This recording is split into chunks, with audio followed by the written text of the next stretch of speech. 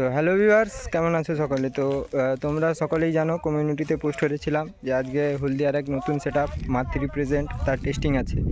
তো সকালবেলা টেস্টিংটা হওয়ার কথা ছিল না, মানে সকালবেলা টেস্টিং হবেই না। তো একটু দরকারেই এসেছিলাম মাতৃর কাছে। তো পেছনে দেখতে পাচ্ছ সেট আপটা। তো টেস্টিং চালু হবে বিকাল 3টা থেকে একদম টেস্টিং চালু হবে, চলবে সন্ধ্যা পর্যন্ত।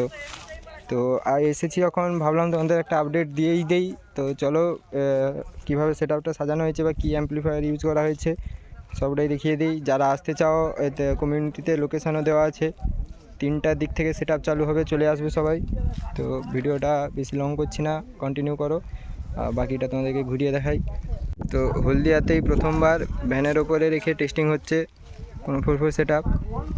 আর একদম সামনে ফাঁকা মাঠ দেখতে পাচ্ছ। আর দেখার বিষয় যেটা, সেট আপটা ঢাল করা হয়েছে একটা অন্য লেভেলে, মানে বেসে দেখতে পাচ্ছ 6 ইঞ্চি থেকে উপরে মনে হয় 5 ইঞ্চি, আর একে মনে হয় 3 ইঞ্চি।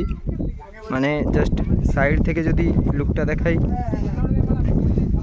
সাইড থেকে লুকটা দেখালে এইরকম লুকটা হয়ে আছে সেট আপটার। আর এপাশে আছে মেশিন অ্যাম্পলিফায়ার, সামনে থেকে দেখাই।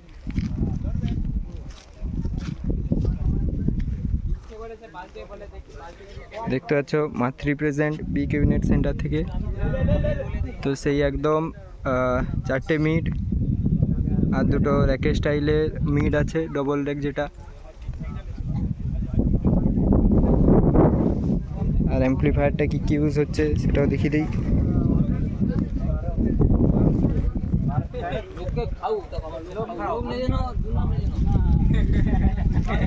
অ্যাম্পলিফায়ার বলতে উপরে 4টা টপের জন্য 4টে C20 আছে, আর বেসের জন্য এখানে আছে 40+, এটি 40+।